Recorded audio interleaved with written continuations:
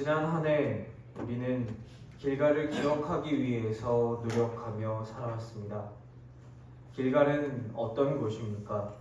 첫째로 길갈은 기억의 장소입니다. 이스라엘이 출애굽하여 요단강을 건넜습니다. 하나님의 말씀대로 법궤를 어깨에 맨 제사장들이 요단강 물을 밟자 요단강이 위에서부터 멈췄습니다.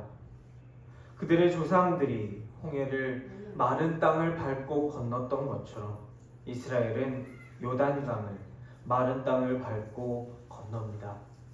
건너면서 하나님의 말씀대로 거기서 돌 12개를 가져다가 둥그렇게 놓습니다. 그 돌을 놓은 곳이 길갈입니다.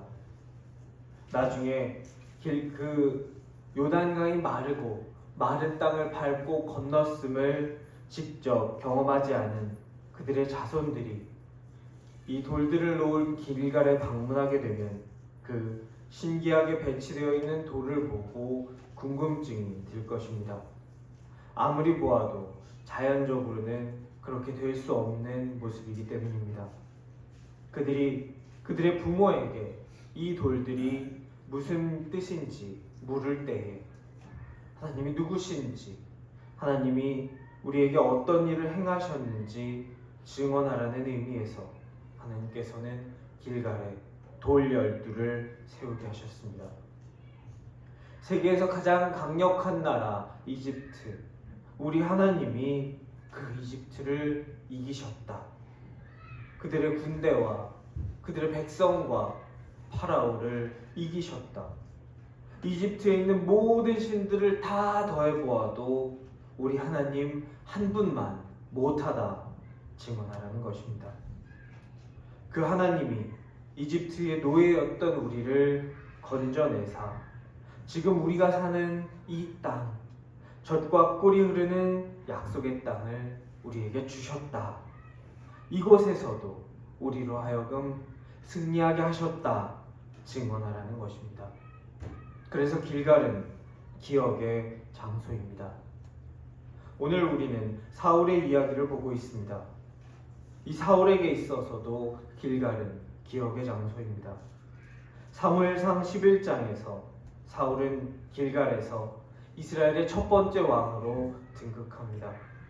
사울은 스스로를 작게 여기는 사람입니다.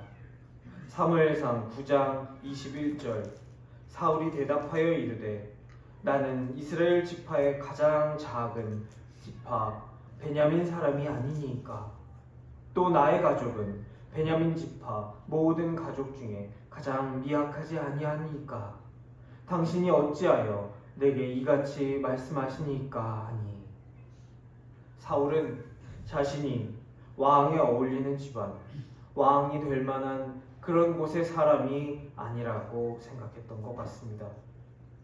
그래서 그는 왕으로 등극할 때 길갈에서 생각했을 것입니다. 내가 지금 왕이 되면 하나님 때문이다. 나의 잘남 때문이 아니다.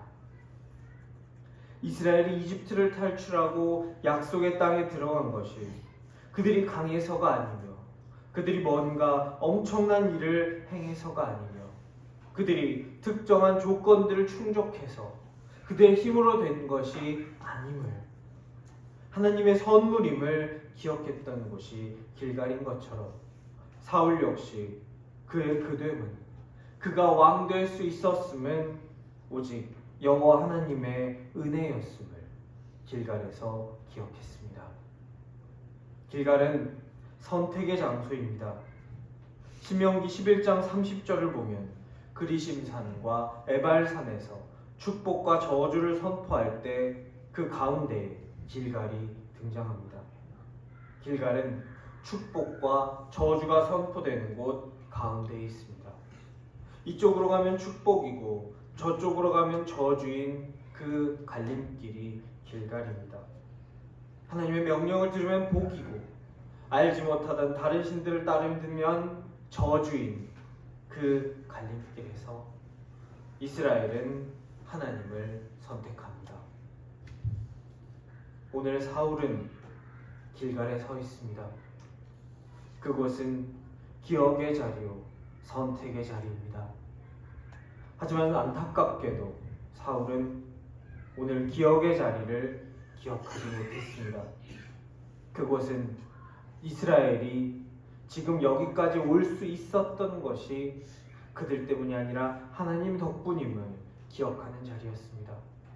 그곳은 사울이 왕이 될 수 있었던 것이 그의 업적이나 외모나 능력 때문이 아니라 오직 하나님이 세우셨기 때문임을 기억하는 자리였습니다. 사울은 그것들을 기억하지 못했습니다. 그의 왕권이 하나님의 명령을 따르는 것으로부터 나왔던 것임을 잊어버렸습니다. 기억은 단순한 회상이 아닙니다. 하나님께서 우리에게 주신 말씀을 기억한다라는 것은 우리의 신앙의 행위입니다.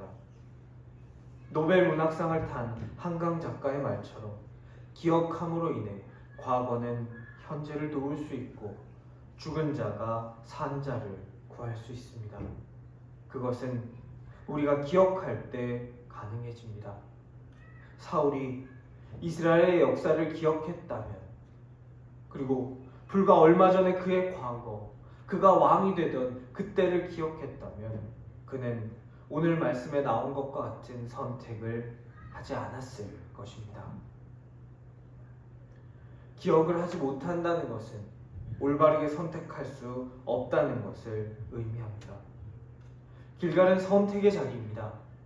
명령받은 대로 기다리느냐, 내 마음대로 행하느냐를 선택할 수 있습니다. 과거의 이스라엘은 하나님께 순종하여 복받는 길을 선택했습니다. 하지만 오늘 사울은 내 마음대로 행하는 길을 선택했습니다. 사울이 이 상황에서 가지고 있었던 선택지를 명확하게 정리해보면 순종과 불안이라고 할 수 있습니다. 순종은 기다리는 것입니다. 오시겠다고 약속하셨기 때문에 반드시 오실 것을 믿고 기다리는 것입니다. 하나님께서는 신실하신 분이기에 약속하신 것을 모두 행하셨기에 앞으로도 그렇게 하실 것임을 믿는 것입니다. 하지만 사울이 선택했던 것은 불안이었습니다. 사울이 냈던 핑계는 이렇습니다. 전쟁하러 모인 백성은 흩어지기 시작했습니다. 제사를 위해 오시기로 한 사무엘 선지자는 늦고 계십니다. 내 눈앞에 있는 적인 블레셋은 강합니다. 그들의 손에는 철제 무기가 들려져 있고 그들의 머릿수는 우리보다 많고 그들은 우리보다 훈련도 잘 되어 있습니다. 나는 무기도 별로고 그나마 모였던 이스라엘은 지금 흩어지고 있습니다.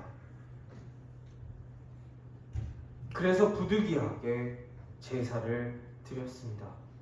이것이 사울의 변명입니다. 그는 불안했습니다. 사울이 했던 변명은 사실이 아니라 그가 보고, 그가 생각하고, 그가 판단했던 것입니다. 불안했던 사울은 제대로 보지 못하고, 제대로 기억하지 못하고, 제대로 판단하지 못했습니다. 그저 자기가 보고 싶은 것만 보고, 자기가 판단하고 싶은 대로 판단했습니다. 그래서 부득이하게 제사를 드렸다라고 사무엘 앞에서 변명합니다. 사울은 자기가 처한 상황을 합리화시켰습니다. 그것이 불순종의 길임에도 그는 그렇게 행했습니다. 심리학자들의 연구에 따르면 성인들도 평소에는 그의 판단이 멀쩡하던 그런 사람들도 위기 상황에서는 그의 통제 욕구가 강해진다고 합니다. 신앙이 성숙하지 않을 경우 오늘 사울처럼 기도보다 그 행동이 앞서 나가고 순종보다 자기 합리화에 집중하게 됩니다. 오늘 사울의 모습이 그렇습니다. 사무엘은 사울의 이러한 모습에 대해서 경고합니다. 경고가 있다라는 것은 회개하고 돌이킬 수 있는 기회가 있었다는 것입니다. 하지만 사울은 돌이키지 않습니다. 사울은 사무엘상 15장에 다시 등장하는 길갈에서 한 번 더 선택의 기로에 섭니다. 하나님의 말씀에 순종하여 적들을 다 죽일 것인가? 아니면 내 생각대로 따로 떼어서 조금 챙겨둘 것인가? 안타깝게도 사울은 하나님의 말씀에 순종하는 길을 택하지 않고 자기의 판단, 자기의 생각을 따라버립니다. 회개하고 돌이키지 않고 자기가 가고 싶은 길을 그냥 가버립니다. 그리고 이때부터 사울의 인생에 내리막길이 시작되게 됩니다. 사람은 누구나 잘못 판단할 수 있고 잘못 볼 수 있고 잊을 수 있고 실수할 수 있습니다. 하지만 거기서 길이 갈라집니다. 다윗은 실수했습니다. 하나님 앞에 죄를 지었습니다. 하나님의 명령을 어겼습니다. 하지만 그때 다윗은 하나님 앞에 울며 회개했고 자기가 처해 있던 길에서 돌아섰습니다. 다시 하나님께로 돌아왔습니다. 그가 기억했기 때문입니다. 하나님이 어떤 분이신지. 막내 제사장 사무엘이 와도 그 제사에 참여하지 못하고 들에 나가 양이나 쳐야 했던 나를 왕으로 세우시고 나를 죽음의 위기에서 몇 번이고 건지시고 살리시고 이 자리에 서게 해주신 분이 나의 하나님이시다.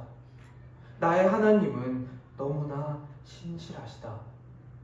다윗은 그 사실을 기억했기 때문에 선택의 갈림길에서 다시 한번 하나님을 선택하고 하나님의 계획을 신뢰할 수 있었습니다.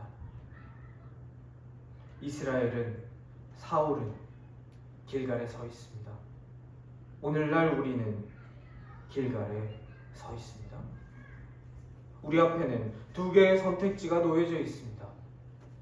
이스라엘이 그랬던 것처럼, 사울이 그랬던 것처럼 길갈을 기억하지 못하고 그냥 나 하고 싶은 대로, 내 불안이 이끄는 대로, 내가 적당히 합리화할 수 있는 대로 내 마음대로 사느냐, 아니면 나에게 신실하셨던 하나님을 기억하고 하나님께서 말씀하신 대로 반드시 이루어질 것임을 믿으면서 기다릴 것이냐. 순종과 불안, 기억과 망각 앞에 2025년 마지막 주를 사는 우리는 서 있습니다. 하나님의 크신 은혜로 우리가 기억하게 되기를 간절히 축원합니다.